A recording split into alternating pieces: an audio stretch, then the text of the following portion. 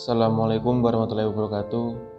Perkenalkan, nama saya Muhammad Fahru Rozi, NIM 0401221011. Saya dari kelas C1 Program Studi Pengembangan Masyarakat Islam, Fakultas Dakwah dan Komunikasi, Universitas Islam Negeri Sunan Ampel, Surabaya. Saya berasal dari Nganjuk, Jawa Timur. Asal sekolah saya dari SMA Negeri 3 Nganjuk. Alasan saya memilih program studi pengembangan masyarakat Islam karena program studi ini merupakan program studi yang berhubungan dengan sosial kemasyarakatan, dan itu semua sesuai dengan basic saya yang senang dengan hal-hal yang berbau dengan sosial. Tidak hanya itu, program studi ini juga sesuai dengan jurusan saya pada waktu SMA dulu, yaitu jurusan IPS. Jurusan PMI ini menurut saya sangat bagus dan bermanfaat untuk semua kalangan agar menjadi manusia yang bermanfaat untuk semua. Dan juga yang kelima, harapan saya kuliah di program studi ini, yang pertama, saya ingin mendapatkan ilmu yang bermanfaat. Yang kedua, saya ingin menjadi sarjanawan yang mahir dalam memimpin masyarakat. Dan yang ketiga, saya ingin hidup yang lebih bermanfaat untuk semua orang, tidak hanya bermanfaat untuk saya sendiri. Oleh karena itu, di program studi ini menjadi rujukan saya dalam memilih program studi dan universitas yang saya impikan dan saya cita-citakan. Selanjutnya, saya akan menyampaikan pemahaman saya tentang PowerPoint akhlak sosial yang dikirimkan oleh Bapak pada waktu minggu kemarin. Yang pertama, komposisi manusia. Komposisi manusia terbagi menjadi 3. Yang pertama, akal kognitif, hati afektif, perilaku psikomotorik. Yang pertama, akal kognitif. Akal kognitif ini ada 2 macam, yaitu nalar, yang kedua benar dan salah. Nalar merupakan suatu penjabaran yang bisa dilakukan oleh setiap manusia. Yang kedua benar dan salah. Akal manusia ini bisa menentukan antara benar dan salah. Yang kedua dari komposisi manusia yaitu hati afektif, yaitu mengetahui tentang rasa, mengetahui tentang baik dan mengetahui tentang buruk. Yang ketiga dari komposisi manusia yaitu perilaku psikomotorik, yaitu amal, mengenai mampu dan tidak mampu. Dan juga beberapa istilah dalam tubuh manusia, yaitu ada 2. Yang pertama, dimensi tubuh manusia. Ini ada 2 macam, yaitu antara rohani dan antara jasmani. Rohani bisa dikatakan dengan bisa dikatakan dengan kata lain yaitu batin atau hati, atau hati itu. Yang kedua jasmani. Jasmani ini bisa dikatakan tentang lahir atau jasad kita, mulai dari ujung rambut sampai dengan ujung kaki.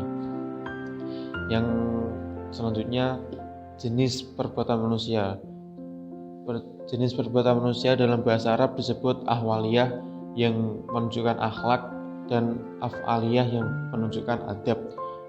Ahwaliyah ini berhubungan dengan hati kita, dan juga terus yang af'aliyah ini berhubungan dengan adab kita atau berhubungan dengan perilaku kita. Yang ketiga dari pemahaman saya mengenai pondasi. Pondasi manusia itu dibagi menjadi 3, yaitu iman, Islam, ihsan. Iman di sini mempunyai arti kepercayaan atau mempunyai arti tentang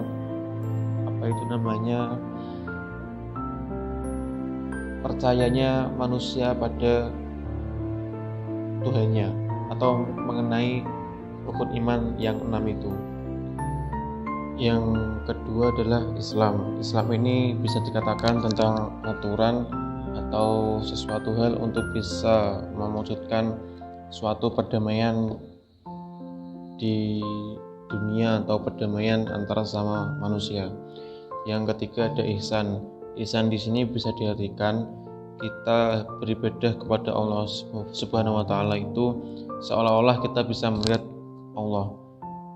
Tapi jika kita tidak bisa melihatnya, kita harus yakin bahwa Allah melihat kita saat kita beribadah.